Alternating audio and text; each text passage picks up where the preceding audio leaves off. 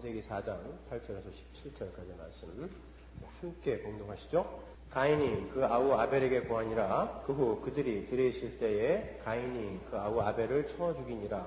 여호와께서 가인에게 이르시되 내 아우 아벨이 어디 있느냐. 그가 가로되 내가 알지 못하나이다. 내가 내 아우를 지키는 자니까. 가라사대 내가 무엇을 하였느냐. 내 아우의 핏소리가 땅에서부터 내게 호소하느니라.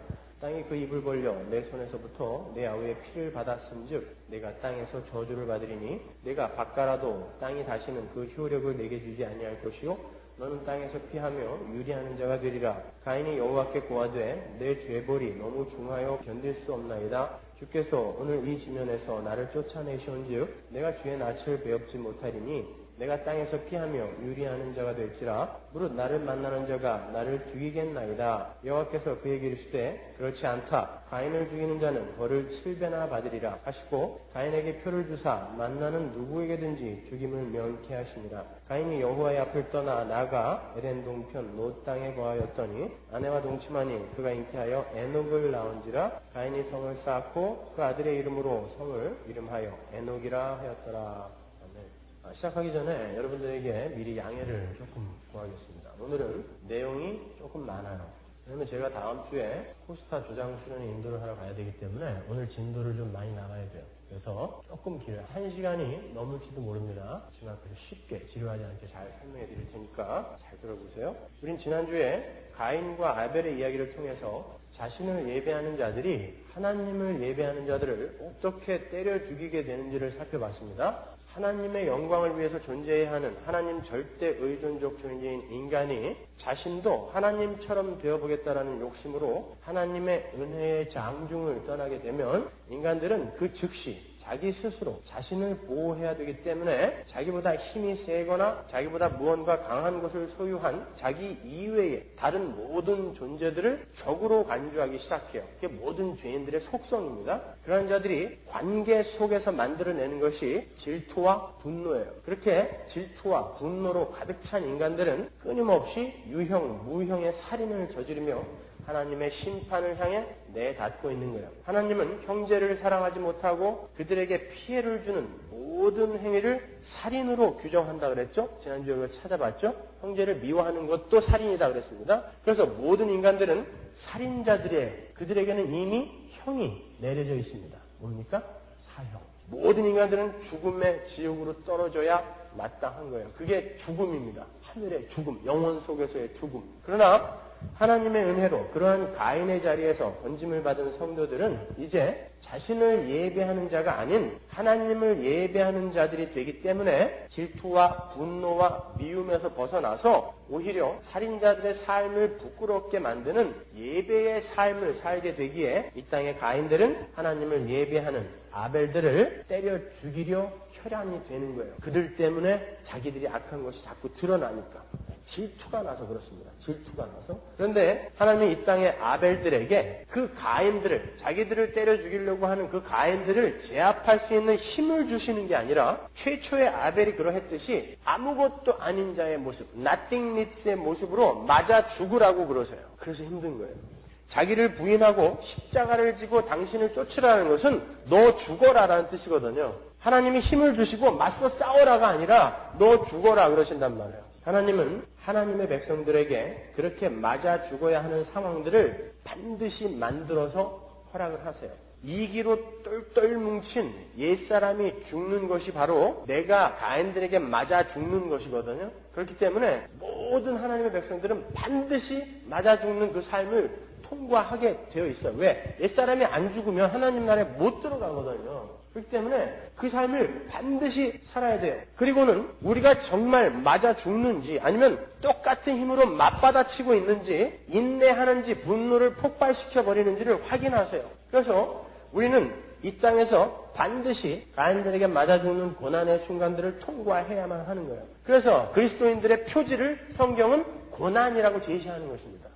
성도의 표지는 잘 먹고 잘 사는 거, 소원성취가 아니라 고난이에요. 이 사람이 성도인지 아닌지를 알아보려면 이 사람이 고난을 당하고 있는가 아닌가를 봐야 된다라고 성경이 이야기하는 것입니다. 그럼에도 불구하고 오늘날의 기독교는 예수를 믿게 되면 그 고난이 다 없어진다라고 거꾸로 가르치고 있죠. 천만의 말씀입니다. 반드시 우리는 고난을 통과해야 되는 거예요. 그러한 시험들을 통과해서 이긴 자들만이 정금같이 순수하게 순결하게 나올 수 있게 되기 때문에 그렇습니다. 그 고난의 불 속에서 나의 불순물들을 확 태워버리는 것입니다. 물론 그 삶은 참 힘이 들어요. 얼마나 힘든지 모릅니다. 예수를 알면 알수록 신앙의 연륜이 쌓이면 쌓일수록 쉬워질 것 같은데 점점 더 어려워져요. 예수를 믿는 건 점점 더 힘들어집니다. 그래서 저는 예수를 믿는다고 하면서 살아있는 숨을 쉬는 모든 분들을 위대하다라고 감히 그렇게 이야기할 수 있어요. 예수를 믿으면서 숨 쉬고 있는, 스스로 목매달아 죽지 않고 이렇게 여전히 살아서 숨 쉬고 있는 모든 인간들은 위대한 것입니다. 예수를 믿는 건 그렇게 힘들어요. 그러나 그 고난의 삶은 누구나 다 통과해요. 하나님은 우리에게 감당할 만한 시험을 주신다고 그랬죠. 그 감당할 만한이라는 게 원래의 뜻이 뭐라고 했어요? 누구나 겪는 이라는 뜻이라고 그랬죠. 누구나 겪는 거예요. 나만 이렇게 힘든 것 같다고 생각하지만 아닙니다. 전부 다 그 길을 가야 돼요. 전부 다. 하나님은 우리에게 누구나 겪는 시험을 누구나에게 다 주세요. 하나님의 백성들에게는. 그래서 힘이 들어요. 아주 고통스럽습니다. 그래서 저는 예수를 믿으면서도 잘 이겨내면서 그나마 예배당에 와서 이렇게 앉아있는 분들을 참 존경해요. 언제부터인가 그분들이 존경스러워졌어요. 마치 제가 목사가 돼서 오랜 시간 목회를 잘하고 있는 목사님들을 보면 굉장히 위대해 보이고 존경스러워 보이는 그런 같은 이치일 거예요. 동병상련이라고 할까요? 어떻게 그 10년, 20년을 목사로 그렇게 살아가는지 저는 도대체 이해가 안 가요, 지금. 근데도 하는 사람들이 있더란 말이에요. 어떻게 성도로서 이 땅을 살아가는데 어떻게 오늘날도 목을 안 매달고 이렇게 나와서 앉아있는지 저는 위대하고 신기하기만 해요. 그만큼 힘듭니다. 제가 어제하고 그제 남포교회에서 샌디에고에서 오신 제임스 리 목사님, 저하고 아주 영적 동지예요. 좋은 친구인데 그 목사님하고 컨퍼런스를 했어요. 저는 요한계시록을 갖고 강의를 하고 그분은 고린도후서 얼마 전에 마쳤기 때문에 고린도후서로 강의를 하고 컨퍼런스를 했는데 제임스 리 목사님하고 한 목사님하고 셋이 앉아서 집회 전에 이런 얘기 저런 얘기 하고 있는데 제임스 리 목사님이 명언을 하셨어요. 목사님, 신앙생활이라는 건 그분은 개척한 지가 15년 됐거든요, 벌써. 저랑 동갑인데. 그러니까 신앙생활이라는 건 고통을 밥처럼 씹으며 눈물을 물처럼 마시는 삶인 것 같아요. 그러시더라고요. 신앙생활이라는 건 고통을 밥처럼 씹으며 눈물을 물처럼 마시는 삶인 거예요. 그런 건 적으세요. 그만큼 힘들다는 것입니다. 맞습니다, 여러분.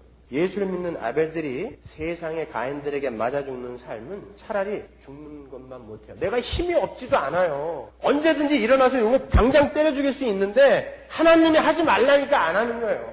그러니까 더 힘들어 죽겠어요.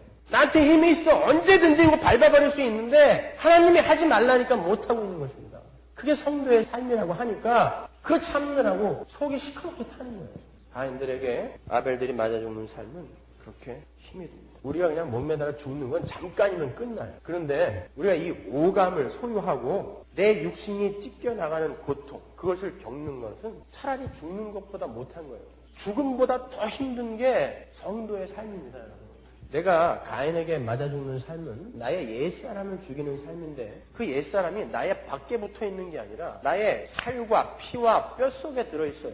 근데 이 오감과 이성을 갖고 그것을 드러내니 얼마나 아프겠습니까? 그런데 모든 그리스도인들이 단 한 사람의 예외도 없이 다 그 고통을 통과해야 돼요. 그래서 저는 성도의 삶을 가히 위대하다, 존경스럽다라고 이야기를 하는 것입니다. 오레곤에 가보면 연어떼들이 물살을 거슬러 올라가는 모습을 창문을 통해 이렇게 보게 만들어 놨는데 그거 한번 가서 보세요. 저는 그거 보고 그 이후로 연어를 안 먹어요.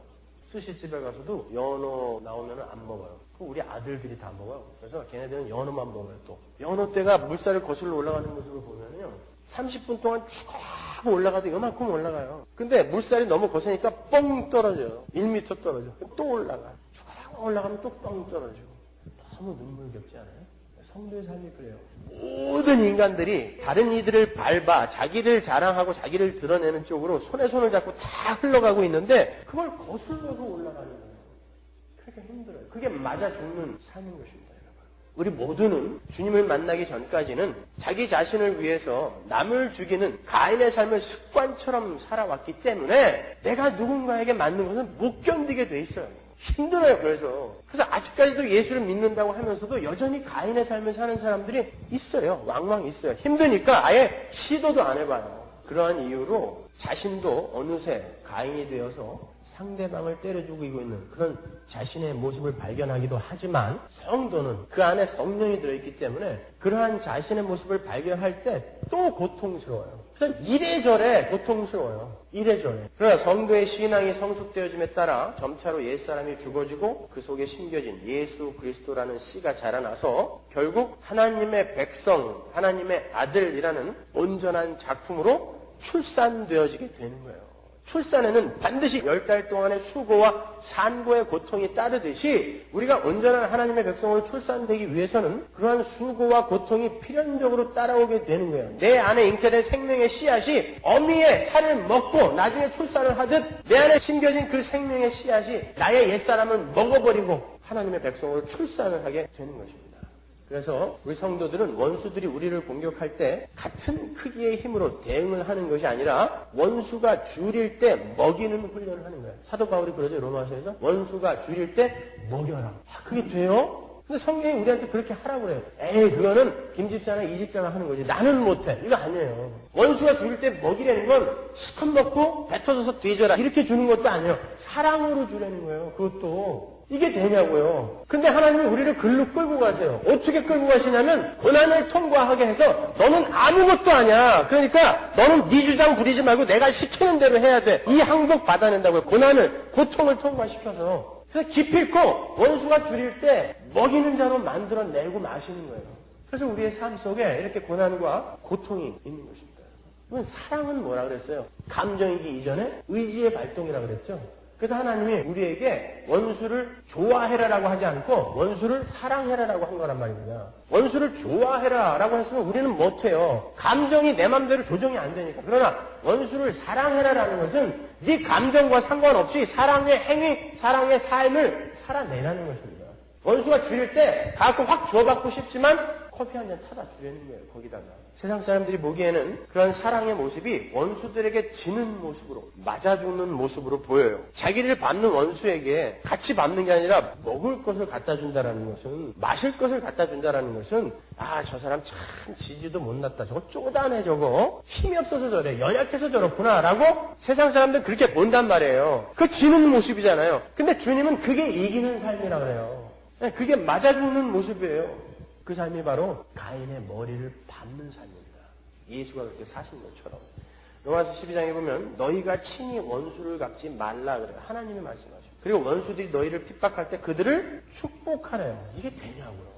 그러나 하라는 것입니다. 악을 선으로 갚으래요. 그렇게 해서 악인들의 머리에 뭘 쌓아놓으라고요? 숯불을 쌓아놓으래요. 왜? 나중에 곧 쌓아진 숯불을 보고 하나님이 고자를 심판해야 되거든요. 근데 하나님이 심판해야 될 그에게 지가 가가지고 계속 원수를 갚아버리면 일사부재리의 원칙, 한 가지 사건으로 2번 소송을 할 수는 없단 말입니다. 그래서 참으라는 거예요. 축복해주래요. 복을 빌어주라는 거거든요. 그게 우리를 그 자리까지 오도록 요구를 하세요. 하나님께서. 그런데 이렇게 아벨들이 가인들에게 맞아 죽는 모습이 세상 속에서만 일어난 일이 아니라 예배당 안에서도 일어난다는 것이 우리를 슬프게 하는 거죠. 마태복음 23장 35절에 보면 그러므로 의인 아벨의 피로부터 성전과 제단 사이에서 너희가 죽인 바라게의 아들 사가랴의 피까지 땅 위에서 흘린 의로운 피가 다 너희에게 돌아가리라. 여기 보시면 의인 아벨과 의인 사가랴가 나와요. 아벨과 사가랴는 죽임을 당한 의인의 처음과 끝의 모델로 등장하는 거예요. 의인들, 이 땅을 살아가야 할, 역사를 살아가야 할 모든 의인들을 대표하는 것입니다. 그런데 그 의인들이 모두 어디서 죽임을 당했느냐 하면 성전과 제단 사이에서 죽임을 당해요. 일부러 이 단어들이 여기 들어가 있는 것입니다. 성전과 제단 사이. 그 말은 이 땅에서 죽임을 당하는 아벨들은 자신을 예배하는 자들에 의해서 그들의 제단을 지키기 위한 열심에 의해 죽게 된다는 뜻과 함께 그러한 모습은 하나님의 이름을 부르며 하나님을 예배한다고 하는 가짜 아벨들에 의해서도 자행이 된다는 뜻이에요. 성전 안에서 죽는단 말입니다. 아벨들이. 그래서 아벨과 사가랴의 피가 성전과 제단 사이에서 흐르게 되는 거예요. 그래서 교회 안에서도 이렇게 다툼과 시기와 질투와 피 튀기는 싸움이 있는 거예요. 이 자리에 계신 하나님의 참 백성 아벨 여러분, 그때 여러분은 가해자가 되셔서는 안 되는 거예요. 맞받아 쳐서도 안 되는 것입니다. 그때 맞아 죽는 거예요. 성전과 제단 사이에서. 그렇게 가인들에게 맞아 죽는 이 땅의 아벨들은 그들의 선한 삶으로 가인들의 심판의 근거를 하나님께 제공하는 거예요. 그래서 인류 최초의 예배를 상징하는 가인과 아벨의 제사가 세월이 흐른 뒤에 in the end of the day 종말에로 시작한다 그랬죠. 그렇다면 우리 성도는 어떻게 그러한 심판의 객체에서 이제 심판의 주체로 신분이 바뀌게 된 것인가? 오늘도 역시 본문 속에서 예수 그리스도라는 복음을 한번 찾아보도록 하겠습니다. 8절 보세요. 가인은 그 아우 아벨에게 고하니라. 그 후 그들이 들에 있을 때에 가인이 그 아우 아벨을 쳐 죽이니라. 제가 지난 시간에 설명해 드리기를 가인이 동생 아벨을 쳐 죽인 것은 고의적 살인이었다라고 말씀드렸어요. 개혁성경에 고하니라라는 아마르라는 단어의 목적어가 생략되어 있지만 70인역이나 공동번역을 비롯한 다른 여러 번역본에서는 들로 가자라는 목적어가 삽입이 되어 있다라고 말씀드렸죠. 가인은 동생을 질투하여 동생에게 들로 가자라고 고의적으로 그를 죽이려고 들로 데리고 나가서 죽였다라는 것입니다. 이렇게 성경이 가인의 고의적 살인을 표명해 놓은 것은 성경이 이 땅에 태어나는 모든 인간들을 가인의 라인과 아벨과 셋의 라인으로 분류를 해서 어떻게 해서 성도들은 아벨과 셋의 라인, 즉 여인의 후손의 라인에 서게 되었는가를 설명하기 위해 심어놓은 장치인 거예요. 성경이 얼마나 무시무시하게 논리적인지는 성경을 공부하면 공부할수록 여러분이 깨닫게 됩니다. 그러면 어떻게 고하니라라는 단어가 그러한 복음의 이야기로 이어지게 되는지를 한번 살펴보겠습니다. 민수기 35장 6절 보시면 너희가 레위인에게 줄 성읍은 살인자로 피케할 도피성으로 6성읍이요 그 외에 42성읍이라. 여기 보시면 이스라엘에는 살인자들이 피할 수 있는 도피성이라는 제도가 있었다는 것을 알 수 있어요. 그런데 그 도피성은 레위인들이 거하는 성이어야 돼요. 이스라엘은 레위인들에게 48개의 성읍을 주었는데 그 중에 6개의 성읍이 도피성이었어요. 그 6개의 성읍은 이스라엘 어느 성읍에서든 하루에 도착할 수 있는 거리에 있는 성읍이어야 돼요. 여러분이 나중에 민수기 35장을 잘 읽어보시면 그 도피성이 어떤 것인지 잘 알 수 있어요. 제가 적어왔지만 오늘 시간이 없으니까 그냥 넘어갈게요. 도피성이라는 것은 고의적으로 살인을 저지른 자가 아닌 우발적인 살인자들이 도망해서 피할 수 있는 곳이에요. 일단 우발적 살인자들이 도피성 안으로 들어가면 그 살인자는 복수하려고 하는, 보수하는 자들로부터 안전하게 보호가 되었어요. 그 안에 들어가 있는 살인자를 죽이면 안 돼요. 그러나 그들이 도피성 밖으로 나오면 그들은 죽임을 당해요. 이스라엘의 율법은 사람을 죽인 자는 반드시 죽여야 하기 때문에 그렇습니다. 그런데 그들이 피하여 숨은 도피성의 대제사장이 죽으면 그들의 죄는 완전히 사해져서 밖으로 나와도 무죄한 자로 여겨지게 돼요. 그 사람은 죽이면 안 돼요. 이 사람을 죽이면 그 죽인 사람이 또 죽게 돼요.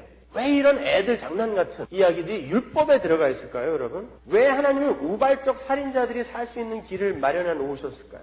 그것도 왜 율법에다가 명기를 해 놓으셨을까요? 여러분들이 이 도피성의 이야기를 들으시면서 그건 당연한 거 아니냐? 고의적 살인과 우발적 살인은 죄질 면에 있어서 현격하게 다른 건데 똑같이 취급을 하면 안 되는 거 아니냐? 그러니까 살려줘야지. 뭐 이렇게 질문하실 분이 계실 것 같은데 정말 그런가요? 하나님 앞에서 고의적 살인과 우발적 살인의 죄질이 정말 다른가요? 하나님은 형제를 미워하는 자도 살인하는 자라 그랬어요. 옛날에 박종철 군 고문치사 사건에서 박종철을 죽인 그 경관이 그랬죠. 탁 하고 치니까 억 하고 죽더라고요. 우발적이에요. 그건 죄 아닌가요? 그건 살인 아닙니까? 그럼에도 불구하고 왜 고의적 살인과 우발적 살인을 이렇게 나눠놓습니까, 여러분? 하나님 앞에 지은 모든 죄는 그 경중에 상관없이 다 사형이에요, 사형. 성경은 하나님의 백성들에게 무언가를 지금 설명하고 싶은 거예요. 잘 들어보세요. 아담 이후로 이 땅에 태어나는 모든 인간들은 다 살인자들이에요. 맞죠? 자기 자신을 예배하는 모든 인간들은 스스로를 보호하고 자기 자신이 스스로의 행복과 안녕을 확보해야 되기 때문에 모두 다 미움, 시기, 질투로 자기 이외의 다른 이들을 죽이는 살인자들이에요. 그들은 전부 죽어야 돼요. 전부 사형이에요. 우리는 전부 사형이에요. 고살자들은 전부 사형시켜라 라고 하나님이 분명히 말씀해 주셨기 때문에 그렇습니다. 그런데 하나님께서 그 모든 살인자들 중에서 살인자인데 그들 중에 얼마를 우발적 살인자로 간주해 주시기로 한 거예요. 똑같이 살인이라는 죄를 저지른 자들이지만 하나님께서 택하신 어떤 무리들에게는 그들의 죄명을 우발적 살인으로 명명해 주신 거예요. 그러니까 우리도 다 살인자들이에요. 우리도 형제를 미워하고 형제에게 나가라고 하고 밥통이라고 한 자들이란 말입니다. 우리도 전부 살인자들인데 우리를 하나님께서 우발적 살인자로 명명해 주시겠다는 거예요. 그리고 그 우발적 살인자들을 도피성으로 피하게 해주시는 거예요. 도피성은 말씀드린 대로 레위인들의 성이에요. 그것은 레위인들이 사는 성입니다. 레위인은 여러분께 설명해 드린 대로 하나님께 바쳐진, 이스라엘 대신에 하나님께 바쳐진 예수 그리스도를 상징하기도 하고, 그 예수 그리스도 안에서 하나님께 드려진 영적 이스라엘, 교회를 상징하기도 한다 그랬죠. 잘 구분하고 계셔야 돼요. 그러니까 우발적 살인자들이 레위인들이 거하는 도피성으로 들어갔다는 것은 하나님께서 우발적 살인자들을, 교회를 레위인화 시켜버리겠다는 거예요. 그들이 사는 곳으로 보내버린다는 것은, 그리고 거기에서 못 죽이게 한다는 것은, 다시 말해서 하나님은 하나님께 택함을 받은 당신의 백성들이 이 땅에 살인자의 모습으로 원죄를 지고 태어나게 되지만, 그 택하신 살인자들은 우발적인 살인자들로 취급하여 레위인으로 상징되는 예수 그리스도 안으로 집어넣으셔서 그 죄를 사해 주시겠다라는 말씀인 거예요. 그런데 그 우발적 살인자들이 온전히 사면되기 위해서는 그 도피성의 대제사장이 죽어야 돼요. 마치 이야기를 만들어낸 것 같지 않아요? 예수 그리스도의 십자가를 보고 율법을 이렇게 이야기를 만들어낸 것 같지 않아요? 민수기 35장 한 절만 볼까요? 28절. 이는 살인자가 대제사장의 죽기까지 그 도피성에 유하였을 것입니다. 대제사장의 죽은 후에는 그 살인자가 자기의 산업의 땅으로 돌아갈 수 있느니라. 그때에야 비로소 우발적 살인자들은 살인자라는 오명을 벗게 되는 거예요. 하나님의 백성들, 즉 레위인들이 거하는 그 성의 대제사장이 누구예요? 예수 그리스도인 것입니다. 그래서 대제사장이신 예수 그리스도께서 이 땅에 내려오셔서 십자가에서 죽으신 거예요. 그래야 이 우발적 살인자들이 이제 살인자의 오명을 벗게 되거든요. 그게 복음인 거예요. 바로 이 은혜의 복음의 이야기가 도피성이 담고 있는 내용이에요. 그리고 그 도피성의 이야기는 바로 오늘 본문의 구한이라 아마르라는 단어에서부터 출발하는 거예요. 그래서 고의적 살인, 가인은 고의적 살인을 한 자다라고 이렇게 명백히 여기서 밝히고 있는 것입니다. 이렇게 가인은 용서받지 못할 고의적 살인자들의 대표자로 선 거고, 아벨과 셋은 아담의 범죄로 말미암아 똑같이 살인자로 태어나서 죽어야 되지만 무죄한 자, nothingness, 아벨, nothingness의 죽음으로 용서받은 자로 태어나게 되는, 다시 태어나게 되는 우발적 살인자들인 성도를 상징하는 거예요. 이제 왜 성경이 가인을 고의적 살인자로 기록을 하고 있는지 아시겠죠? 사실 여러분이나 저나 모두 다 고의적인 살인자들인 가인들이에요. 우리는 전부 고의적으로 죄를 지어요. 무의식 중에 죄 짓는 사람이 있어요? 다 의식 속에서 고의적으로 죄 짓습니다. 근데 그게 전부 자기를 보호하기 위한 다른 이들을 밟는 일이에요. 그 죄라는 거는. 사실 따지고 들어가 보면. 그러니까 고의적 살인자들이죠, 우리가 고의적으로 이 세치혀로 또 우리의 행동으로 얼마나 많은 사람들을 죽이고 있습니까, 여러분? 그러나 하나님께서 우발적 살인자로 우리를 여겨주시는 거예요. 그렇게 해서 우리는 사면을 받은 것입니다. 이게 기쁘지 않으세요? 여러분도 고의적 살인자였다니까요. 그러니까 지금 여러분을 때려 죽이고 있는 그들을 용서하는 거예요. 내가 그런 자리에서 용서를 받았으니까. 아이 그래도 그 사람은 해도 너무해. 당신이 바로 해도 너무한 사람이었다니까요. 나는 무언가 다른 이들보다 조금 나은 자리에서 구원받은 게 아니라 우리가 바로 그 자리에 있었던 사람들이었단 말입니다. 그래서 그런 사람들을 보면서 내가 저랬었구나를 보는 거예요. 같이 맞받아서도 죽이는 게 아니라. 그래서 참으라는 것입니다. 오래 참으라는 거예요. 그래서 오래 참으라는 건 오랜 기간 동안 참아야 할 무언가가 있다는 거거든요. 끝까지 이겨라 라고 하나님께서 계시록에서 계속 말씀하시는 건 끝까지 싸워야 할 뭐가 있다라는 거거든요. 끝까지 참아야 되는 거예요. 끝까지. 내가 그런 나쁜 놈이었으니까. 그런데 하나님이 나를 구원해 주셨으니까. 그렇게 용서받지 못한 자, 가인들은 이 땅에서 어떠한 삶을, 어떠한 방식으로 살아가게 되는지 한번 보세요. 본문 9절 볼까요? 여호와께서 가인에게 이르시되 내 아우 아벨이 어디 있느냐? 그가 가로되 내가 알지 못하나이다. 내가 내 아우를 지키는 자니까. 하나님은 가인에게 아벨의 행방에 대해서 물으세요. 하나님이 모르셔서 물으시는 것입니까? 아담에게도 똑같이 물어보셨죠? 다 아시면서 물어보세요. 아담아, 네가 어디 있느냐? 가인에게도 네 동생 어디 있니? 라고 물어보세요. 그들에게 죄를 자각하게 해주시는 것입니다. 하나님은 하나님의 은혜를 떠난 고의적 살인자들인 이 땅의 가인들이 얼마나 뻔뻔스러우며 자신들의 죄에 대해 둔감한지를 독자들인 하나님의 백성들에게 지금 알리고 계세요. 가인이 금방 거짓말하죠. 뻔뻔스럽게. 금방 자기 혈육, 동생을 때려 죽여놓고 내가 알지 못한 아이다 라고 대답을 해요. 거짓말을 할 뿐만 아니라 거기에 보태서 하나님께 항의를 합니다. 내가 내 아우를 지키는 자입니까? 왜 그런 걸 나한테 물어보세요? 라고 항의를 한다고요. 아담이 하나님에게 당신이 내게 주신 여자 때문에 내가 그런 거예요 라고 항의를 한 것처럼 하나님에게 적대감을 가져요. 죄인들은요. 그게 고의적 살인자들의 모습인 거예요. 하나님은 그러한 가인에게 가차없이 그의 죄를 지적하시고 그를 심판하십니다. 창세기 4장 10절 보세요. 가라사대 내가 무엇을 하였느냐 내 아우의 핏소리가 땅에서부터 내게 호소하느니라. 땅이 그 입을 벌려 내 손에서부터 내 아우의 피를 받았은즉 내가 땅에서 저주를 받으리니 내가 바꿔라도 땅이 다시는 그 효력을 내게 주지 아니할 것이요 너는 땅에서 피하며 유리하는 자가 되리라. 가인이 여호와께 구하되 내 벌이 너무 중하여 견딜 수 없나이다. 주께서 오늘 이 지면에서 나를 쫓아내시온즉 내가 주의 낯을 배웁지 못하리니 내가 땅에서 피하며 유리하는 자가 될지라. 무릇 나를 만나는 자가 나를 죽이겠나이다. 여호와께서 그에게 이르시되 그렇지 않다. 가인을 죽이는 자는 벌을 7배나 받으리라 하시고 가인에게 표를 주사 만나는 누구에든지 죽임을 면케 하시니라.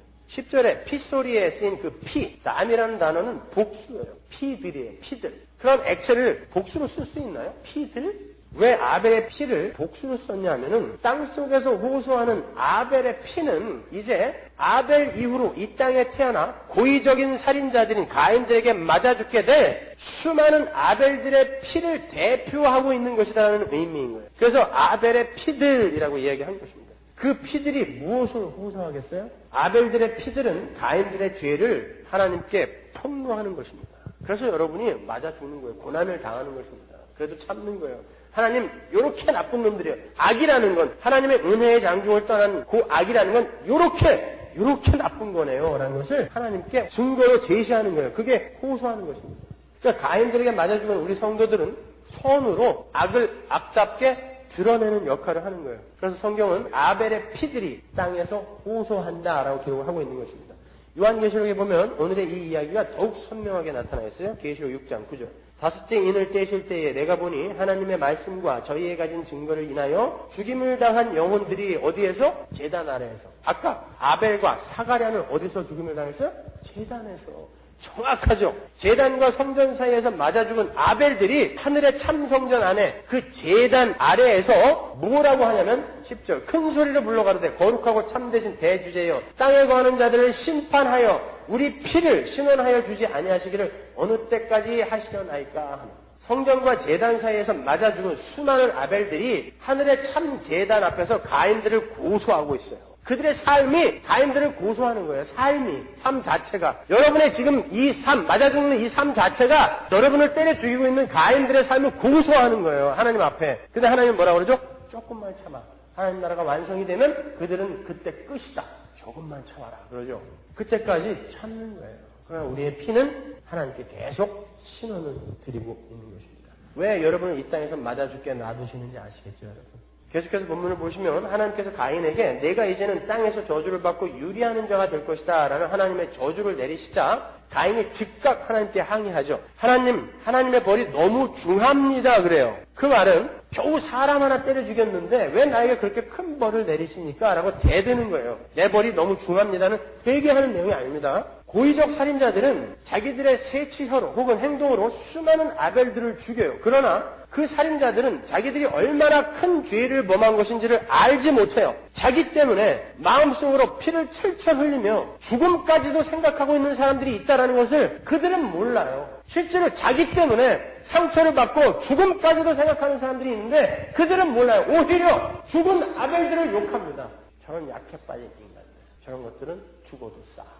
그게 가인들인 것입니다. 그렇게 뻔뻔스럽게 하나님에게 대적하는 자들이라 하나님이 벌을 내리시는데도 하나님께 항의하는 거예요. 벌이 너무 큽니다. 우리 주변에도 어떤 사람 하나 때문에 그 사람 주변에 많은 사람들이 상처를 입고 죽어가는 모습을 왕왕 볼 수 있어요. 그 사람은 늘 외톨이에요. 보셔서 아시죠? 늘 외톨이에요. 그런데도 그런 사람들은 자기의 잘못을 몰라요. 자기가 잘나서 외톨이가 됐는 줄 알아요. 참 어처구니 없는 자들이에요. 그런 어처구니 없는 자들의 조상이 이 가인인 거예요. 바로 자기 형제를 죽여놓고 내가 아벨을 지키는 자입니까? 따지는 고의적 살인자들. 불쌍한 자들이죠. 불쌍한 자들인 거예요. 가인은 뻔뻔스럽게도 자기에게 벌을 내리시는 하나님께 자기를 만나는 사람들이 자기를 죽일지도 모르니까 어떤 방책을 마련해달라고 요구를 해요. 그랬더니 하나님께서 가인에게 표를 주세요. 이 표에 대해서 구구한 해석들이 많습니다만 제가 전에 요한계시록 강의 때도 간단하게 언급을 했던 것처럼 이 표는 이 땅에 태어나는 모든 고의적 살인자들, 즉 가인들에게 찍히는 사망의 표예요. 여러분이 성경 여러 곳에서 하나님을 믿지 않는, 예수를 믿지 않는 자들을 죽은 자, 시체, 사망에 속한 자라고 일컫는 것을 보실 수 있을 거예요. 아담의 타락이고 모든 인간들은 아담 안에서 죽었어요. 그렇게 아담 안에서 죽은 자들에게는 죽은 자들이라는 저주의 표가 찍힙니다. 성도들에게는 물론 다른 표가 찍히지만 그들에게는 그 저주의 표가 찍혀요. 계시록 13장 16절 보세요. 저가 모든 자, 보세요. 모든 자, everyone, 모든 자, 곧 작은 자나 큰 자나 부자나 빈곤한 자나 자유한 자나 종들로 그 오른손에나 이마에 표를 받게 하고 누구든지 이 표를 가진 자 외에는 매매를 못하게 하니 이 표는 곧 짐승의 이름이나 그 이름의 수라. 바로 이 표예요. 그런데 이렇게 모든 인간들이 받아야 할 저주의 표를 하나님의 백성들은 받지 않아요. 근데 여기는 분명히 모든 자가 받는다 그러거든요. 그럼 어떻게 된 거예요? 우리도 받긴 받았는데 우리 주님 안에서 받았어요. 주님이 받아버렸어요, 그 표를. 그래서 주님이 죽어버렸어요. 그리고 나를 살리셨어요. 그게 복음입니다. 영원한 죽음으로 떨어져야 할 이 표를 우리 주님이 나를 품에 안고 자기가 받아버리셨어요. 그게 십자가입니다. 우리는 어떤 표를 받았어요? 계시록 14장 1절. 또 내가 보니 보라 어린 양이 시온산에 섰고 그와 함께 14만 4천이 섰는데 그 이마에 어린 양의 이름과 그 아버지의 이름을 쓴 것이다. 이런 놀라운 복이 어디 있습니까? 성도들은 어린 양의 이름이 적힌 표를 받아요. 저주의 표를 받아야 되는데, 가인의 표를 받아야 되는데 어린 양의 이름이 적힌 표를 받아요. 다른 말로 우리는 주님 안에서 작은 예수들이 되는 거예요. 하나님은 저주의 표를 받고 동일하게 사망으로 떨어져야 할 우리 성도들에게 예수의 이름을 표로 주시고 그들을 당신의 아들들로 여겨주시는 거예요. 그렇게 해서 우리는 저주의 표를 면하게 된 것입니다. 가인처럼 하나님으로부터 저주의 표를 받은 사람들은 모두 다 한 편이에요. 같은 표를 받았잖아요. 하나님께서 가인을 세상 속에서 보호하시는 방법으로 가인에게 표를 주셨다는 것은 가인과 세상을, 멸망받을 세상을 한편으로 만들어주셨다라는 이야기인 거예요. 그래서 세상이 그를 죽일 필요가 없게 한편으로 만들어주신 것입니다. 오히려 세상에서 죽는 자들은 다른 표를 받은, 하나님의 이름이라는 표를 받은 우리인 거예요, 우리. 그러면 가인들끼리는 그렇다 치고 가인들 시대에도 무수한 아벨들이 태어났을 거란 말입니다. 하나님의 백성들이. 그러면 그들로부터도 보호를 받을 수 있는 방책을 마련해 주셨어야죠. 그런 방책은 없어요. 그죠? 요 표만 딱 주셨단 말이에요. 왜 그럴까요? 아벨들은 가인들을 절대 죽일 수가 없어요. 하나님이 그렇게 안 만든다니까요. 아벨들은 이 땅에 가인들에게 맞아 죽는 역할로 오는 사람들이기 때문에 하나님께서 아벨들은 신경 안 쓰는 것입니다. 얘네들은 가인들을 절대 죽일 수 없게 하나님이 만들어내실 거기 때문에 하나님께서 아벨들에 대한 방책은 안 주신 거예요. 그냥 세상과 가인을 한 편으로 만들어주신 거예요. 표를 주어서. 로마서 12장 19절 보세요. 내 사랑하는 자들아 너희가 친히 원수를 갚지 말고 진노하심에 맡기라. 비록 되었으되 원수 갚는 것이 내게 있으니 내가 갚으리라고 주께서 말씀하십니다.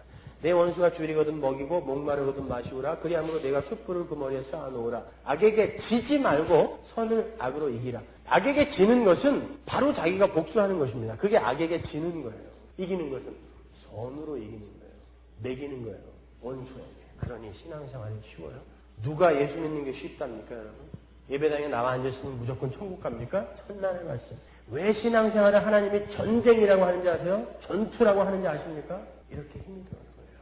하나님께서 이렇게 가인들에게 표를 주어 모두 한편으로 만들어 주심으로 이 땅에서 가인들이 아벨들을 때려 죽이는 자신들의 역할을 다 하기 위해 생존할 수 있게 하신 거예요. 가인들은 죽으면 안 돼요. 왜 하나님은 가라지들을 싹 뽑아가지 않으실까? 아니요, 가인을 살려두신다니까요. 가인들은 죽으면 안 돼요. 하나님의 백성들에게 가인들의 삶이 얼마나 악독하고 그 결말이 얼마나 처절한지를 데몬스트레이션 해야 하는 역할을 하나님으로부터 부여받았기 때문에 그들은 절대 죽으면 안 돼요. 오히려 기세등등하게 떵떵거리면서 아벨들을 때려 죽이는 역할을 충실히 해내야 됩니다. 그래서 하나님은 가인들을 살려놓으십니다. 본문 15절에 보시면 하나님께서 가인을 죽이는 자는 벌이 7배다 그러죠. 7은 완전수예요. 그건 무슨 말이에요? 절대 죽이면 안 돼 라는 거예요. 절대 죽이면 안 돼. 반드시 이 세상에 가인들이 있어야 돼 라고 이야기하는 거예요. 그래서 예배당 안에도 가인들이 죽지 않고 득실거리는 거예요. 아무리 생명의 말씀이 전해져도 가인들은 그 자리에 있어야 돼요. 역할이 있기 때문에 그래요. 예배당뿐만이 아니라 집에도 한 마리씩 있잖아요. 죽이면 안 돼요. 끝까지 버티는 것입니다. 그렇게 그 가인의 표를 받은 자들은 이 땅에서 잘 먹고 잘 살아요. 제가 어저께 시편 73편을 표준 세번역하고 쉬운 성경이라는 책이 또 새로 나왔거든요. 그것을 이렇게 읽어봤더니 어쩌면 그렇게 이 세상을 정확히 표현하는지. 악인들은, 지옥에 갈 놈들은 이 땅에서 원치 않는 재산이 막 불어나. 때깔도 고와요. 죽을 때도 힘을 안 준대요. 그들은. 근데 하나님 예수 믿는 나는 왜 이래요? 10편 73편이거든요. 요한계시록에도 가인의 표를 받은 자들만이 이 땅에서 매매를 한다라고 나오죠. 그 짐승의 표를 받지 않은 사람들은 이 땅에서 매매를 못한다고 해요. 그 말은 이 땅의 가인들은 이 세상의 삶의 방식인 힘의 원리에 의해서 장사를 해서 이윤을 챙기고 잘 먹고 잘 살게 되는데 이 땅의 아벨들은 하나님 나라의 삶의 방식인 십자가의 삶의 원리로 이 땅을 살기 때문에 늘 가인들에게 손해를 보게 되는 거예요. 정말 고역입니다. 그러나 그게 이기는 삶이다. 승리의 삶이다. 주님이 말씀하세요. 가인의 표를 받은 자들은 이 세상에서 세상의 삶의 원리인 힘의 원리를 바탕으로 매매를 하며 승승장구해요. 언제든지 속이죠. 그런데 하나님의 백성들은 이 땅에서 하늘의 원리로 살아야 하기 때문에 늘 손해를 보는 거예요. 남을 밟아서 자기의 유익을 채워야 하는 이 세상에서 자기를 비워 남의 유익을 챙겨야 하는 하나님의 표를 받은 사람들이 어떻게 승승장구하며 살 수가 있어요. 조폭들의 전쟁 한번 보세요. 지들이 먹고 살겠다고 그나마 불법적인 일들을 하면서 말이죠. 상대방 나와바리에 들어가서 죽이는 걸 서슴지 않아요. 그게 세상을 단면적으로 보여주는 것입니다. 지가 먹고 살겠다고 언제든지 상대방을 죽여버리는 거. 그게 힘의 원리인 거예요. 그런데 거기에 맞아 죽는 역할을 하는 게 아벨들, 교회, 성도들이니 이 어찌 속이 안 타겠습니까? 하나님은 가인이 저주의 표를 받고도 승승장구하면서 성까지 쌓고 그의 후손들과 문명을 만들며 살도록 놔두세요. 왜냐하면 그게 바로 하나님의 은혜를 떠난 자들이 이 세상에서 자신들의 힘을 의지하여 살아가는 모습이라는 것을 하나님의 백성들에게 보여주는 거예요. 저거 부러워하지 말라라고 보여주는 거예요. 금방 죽을 가인에게 그렇게 허락하시는 거예요. 표면적으로 나타난 가인의 모습을 보세요. 가인은 부모님의 기대를 한 몸에 받고 태어난 장자예요. 아벨은 nothingness. 이거 허무네 이거. 거기다 가인은 모친의 자랑이었어요. 신체적으로도 아벨보다 건장한 자예요. 그러니까 때려 죽였죠. 그는 시대가 요구하는 재주와 능력을 소유한 자예요. 그는 최초로 성을 쌓고 성주, 위대한 성주의 자리에 올라앉은 사람입니다. 그리고 각종 문화와 문명의 선구자가 되죠. 가인이. 그러나 하나님은 그거 부러워하지 말아라 그런다니까요. 아벨들은 어때요? 낫을 하나 가르려고 해도 가인들의 도시에 가서 이것 좀 갈아주세요. 이렇게 산다고 그래요. 성경에 보면. 그러니까 그런 거 부러워하지 마시란 거예요. 그런 게 가치가 아니에요. 세상적인, 상식적인, 세상적 관점으로 가치를 판단하지 마세요. 이 세상에 가치 있는 사람들은 딱 한 부류밖에 없어요. 예수로 인해 거듭난 자들. 그들만 가치 있는 자들입니다. 본문 17절을 보면 가인이 에녹성이라는 최초의 성을 쌓는 장면이 나오죠. 잘 보세요. 하나님의 백성들은 똑같이 성으로 도망가는데 그건 무슨 성이에요? 도피성이에요. 하나님이 만들어내신 하나님의 성.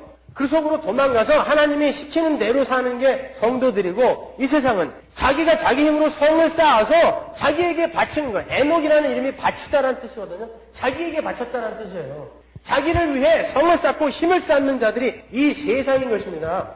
우리는 도피성에 들어가서 하나님의 은혜만을 구하는 거예요. 그래서 겉으로 보면 세상적인 가치 기준으로 이렇게 보면은 도피성에 들어가서 숨어있는 사람들은 약한 자로 보이는 거고 자기가 떵떵거리면서 성을 쌓고 아벨들을 때려 죽이고 있는 자들은 강한 자로 보이는 거예요. 그러나 하나님은 그걸 뒤집어 엎었을 거예요.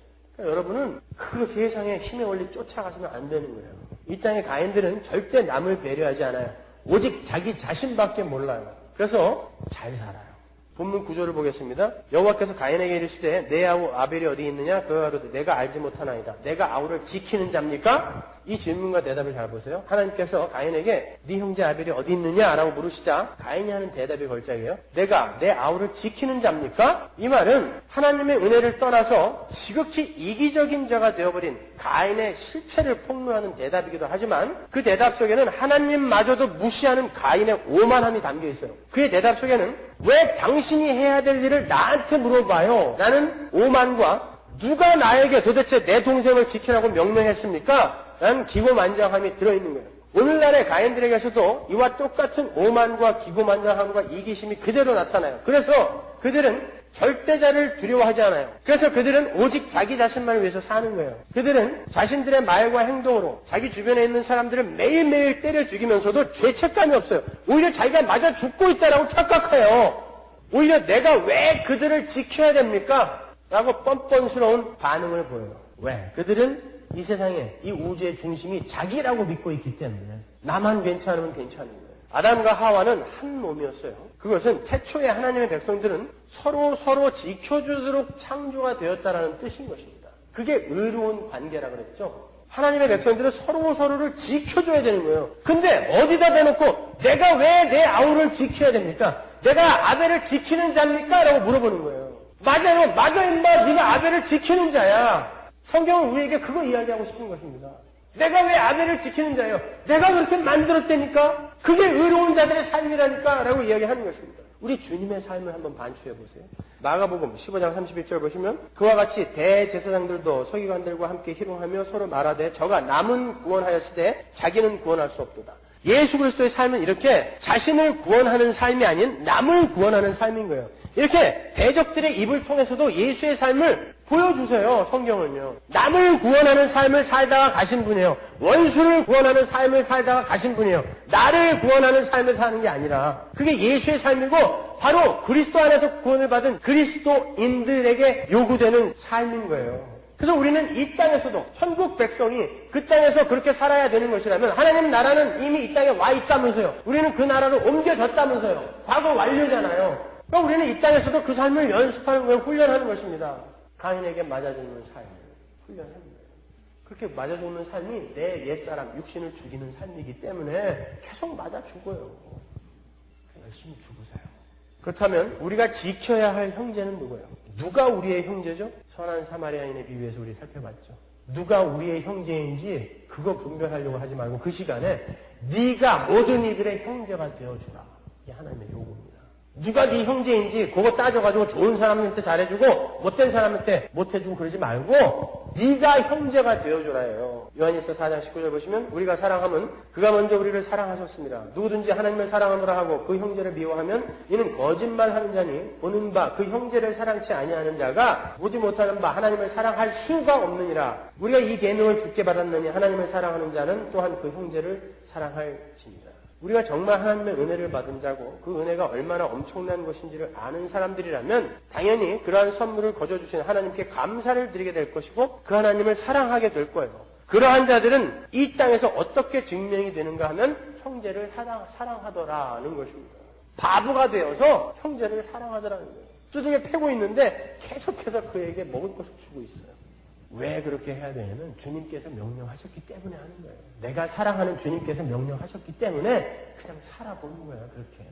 전혀 그거 안 하고 있다면 뭐예요? 나는 내 주님을 그렇게 가치 있게 여기지 않는다라는 증거입니다. 그 하나님의 말씀은 개뿔도 아무것도 아니다라고 여기는 거예요. 그걸요. 그게 무슨 사랑입니까? 마태복음 25장 35절 보세요. 내가 줄일 때에 너희가 먹을 것을 주었고 목마를 때에 마시게 하였고 나그네 되었을 때에 영접하였고 벗었을 때 옷을 입혔고 병들었을 때에 돌아보았고 옥에 갇혔을 때에 와서 보았느니라. 주님께서 양들에게 천국에 갈 양들에게 하시는 말씀이에요. 너희들이 나에게 이렇게 해줬어 라고 한다고. 그러니까 그 양들이 그래요. 전부 다 이구동성으로 내가 언제 그랬어요?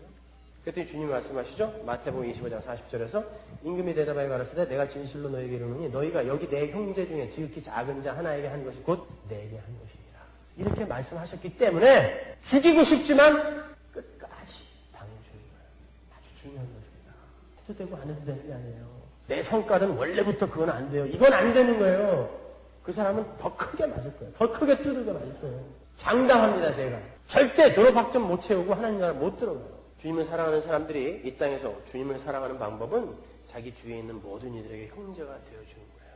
그렇다면 우리가 우리 주위에 있는 나와 관계를 맺고 있는 사람들에게 어떻게 형제가 되어서 그들을 지켜줄 수 있나요? 밥을 먹여주고 마실 것을 주고 섬겨주고 어려울 때 도와주는 그런 일을 말하나요? 그런 일도 맞아요. 그러나 그건 부차적인 일입니다. 1차적인 지킴의 내용은 그 형제들이 살인자의 자리에서 도피성으로 피할 수 있도록 하나님의 복음을 전심으로 입으로 행동으로 전해주는 거예요. 나를 때려 죽이고 있는 원수들을 그 살인자들을 고의적 살인자들을 도피성으로 피할 수 있도록 내가 복음을 삶으로 살아주는 거예요. 그게 뭐예요? 맞아 죽는 거라니까요. 그게 형제를 지키는 거예요. 여러분 하나님은 우리의 손발을 이용해서 하나님 나라를 완성시켜 가세요. 하나님은 형체가 없으신 분이기 때문에 이 땅에서 역사 속에서는 대신할 손발이 필요합니다. 그래서 방법으로 우리를 사용하시는 거예요. 우리가 하나님의 손발이 되는 것입니다. 그래서 하나님의 원수들을 도피성으로 끌고 가는 거예요. 내가 하나님의 손이 되고 하나님의 발이 되어서. 그래서 우리는 열심히 노력해야 되는 것입니다. 그러한 명령이 얼마나 강조가 되고 있는지 보세요. 에스겔서 33장. 여호와의 말씀이 내게 임하여 가라사대 인자야 너는 내 민족에게 구하여 이르라 가령 내가 칼을 한 땅에 임하게 한다 하자 그 땅 백성이 자기 중에 하나를 택하여 파수꾼을 삼은 그 사람이 파수꾼은 우리를 이야기하는 거예요. 칼이 그 땅에 임함을 보고 나팔을 불어 백성에게 경고하되 나팔 소리를 듣고도 경비를 하지 아니하므로 그 임하는 칼에 제함을 당하면 그 피가 자기의 머리로 돌아갈 것이라. 그가 경비를 하였던들 자기 생명을 보존하였을 것이나 나팔 소리를 듣고도 경비를 하지 아니하였으니 그 피가 자기에게로 돌아가리라. 그러나 파수꾼이 칼이 임함을 보고도 나팔을 불지 아니하여 백성에게 경고치 아니하므로 그 중에 한 사람이 그 임하는 칼에 제함을 당하면 그는 자기 죄악 중에서 제한 바 되려니와 그 죄를 내가 파수꾼의 손에서 찾으리라. 인자야 내가 너로 이스라엘 족속의 파수꾼을 삼음이 이와 같으니라. 그런즉 너는 내 입안의 말을 듣고 나를 대신하여 그들에게 경고할지어다. 가령 내가 악인에게 이르기를 악인아 너는 정령 죽으리라 하였다 하자. 내가 그 악인에게 말로 경고하여 그 길에서 떠나게 아니하면 그 악인은 자기 죄악 중에서 죽으려니와 내가 그 피를 네 손에서 찾으리라. 네 손에서 찾으리라. 이게 하나님의 백성들에게 요구되는 삶인 거예요. 어떻게 우리가 파수꾼의 역할을 제대로 할 수 있어요? 이 세상이 다가 아니에요. 이제 곧 하나님의 진노의 칼이 내려올 것입니다. 회개하세요. 그래도 계속 나를 때리고 있어. 내가 내 삶으로 복음을, 예수의 삶을, 십자가를 보여주는 것입니다. 그럼 맞아 죽는 거예요. 그게 파수꾼의 역할인 것입니다. 어떻게 인간이 그런 삶을 살 수 있냐고요? Able not to sin. 여러분은 죄를 안 지을 수 있는 능력이 들어와 있단 말이에요. 우리 안에 이것들을 안 하고 있는 것입니다. 예배당에서 무엇도 하는 거예요. 여러분 보고 누가 헌금 많이 하라고 그랬습니까? 무슨 봉사하라고 그랬어요? 그거 하는 거 아니에요. 그건 보차적으로 열매로 나오는 거예요. 너무너무 감사하니까 손발을 그냥 놔둘 수가 없어서 열매로 나오는 것이 그게 1차적인 목적이 아닌 것입니다. 여러분은 맞아 죽어야 되는 거예요. 여기에서. 가인들에게 계속 맞아 죽어줘야 되는 거예요. 그게 여러분이 이 땅에서 유일하게 해야 할 신앙 생활인 거예요. 그게 바로 형제를 지키는 유일한 삶인 거예요. 형제를 지키는 삶이에요. 그게. 가인들은 하나님 내가 왜 아벨을 지켜야 돼요? 내가 아벨을 지키는 겁니까? 라고 대답하지만 우리는 하나님 내가 잘 지키고 있어요. 걱정 마세요. 내가 잘 지키고 있어요. 오늘도 맞아 죽었어요. 나는 잘 지키고 있어요. 라는 대답을 하는 것입니다. 여러분이 우발적 살인자들이라면 고의적 살인자들이 아닌 우발적 살인자들이라면 지금 여러분에게 외치시는 하나님의 음성을 들으세요. 네 형제 중국 동포들이 지금 어딨냐? 그때 하나님에게 뭐라고 그러실 거예요? 내가 무슨 중국 조선족들 지키는 자입니까? 그럴 것입니까? 네 형제 홈리스들 어딨냐? 내가 무슨 홈리스들 밥 먹이는 자입니까? 네 형제 아메리카 인디안들 어딨니? 매일매일 자살률이 높아지고 그렇게 형사 없는 감옥에 갇혀 하루하루 죽어가고 있는 네 형제 아메리카 인디안들은 어디 있냐? 거기다 대놓고 아메리카 인디안들하고 나하고 무슨 상관이요? 그렇게 대답하실 겁니까? 네 형제, 네 직장 공유 어딨니? 내가 무슨 그 사람들 지키는 자입니까? 하나님은 말씀하세요. 그래, 너한테 지키라고 너에게 보여준 거야. 그들에게 형제가 되어주라고 내가 너에게 관계를 맺게 한 거야. 근데 내가 그들을 지키는 자냐니? 네가 가인이냐? 넌 아벨이잖아. 근데 왜 가인하고 똑같은 대답을 하고 있는 거야? 라고 우리에게 말씀하실 거야. 여러분들 가인이 왜 근데 주변 사람들 이렇게 때려 죽이고 계십니까? 맞아 죽어야 된다니까. 그게 성도의 삶이라니까. 저는 요즘 우리가 개혁주의 신학을 공부한다고 하면서 너무 무책임한 삶을 살고 있는 것은 아닌지 참 많은 생각을 해요. 우리 교회가 하나님의 주권 뒤로 숨어서 전도도, 선교도, 구제도, 봉사도 너무나 소홀히 하고 있는 것은 아닌지 심각하게 고민을 하고 있어요. 제가 최근에 필라델피아에서 심플웨이라는 공동체 사역을 하고 있는 쉐인 클레어분이라는 청년이 쓴 책을 읽었는데 제가 그 책을 보면서 많이 감명을 받았어요. 예수님이라면 오늘을 어떻게 사셨을까를 고민하면서 매일매일을 그렇게 살려고 노력하는 그 사람. 그래서 그는 홈리스들하고 같이 똑같이 살아요. 가서 그들을 섬기며 그들이 필요한 것들을 대해주며 그들을 지키고 있어요. 그들을 하나님께로 자기의 삶으로 인도하고 있더란 말입니다. 우리는 뭐 하고 있냐고요 지금. 어차피 하나님이 다 하시겠지. 그게 개혁주의 교리입니까? 어차피 하나님이 다 하실 거 내가 뭐 이렇게 열을 내면서 죽는 삶을 살아야 돼. 이게 개혁주의 교리인가요? 여러분이 이제 그만큼 배우셨으면 지금부터 손발을 좀 움직여서 우리의 형제 자매들과 이웃들과 내가 만나는 사람들을 지켜내는 삶을 살아내십시다. 여러분의 형제들을 좀 지켜주세요. 제발 그만 좀 죽이세요. 이제 지켜주세요. 다시 한번 묻습니다. 여러분은 지금 형제들을 살해하는 자로 사십니까? 그들을 지켜주며 살려내는 삶을 사십니까? 그 대답을 스스로에게도 하십시오. 기도하겠습니다.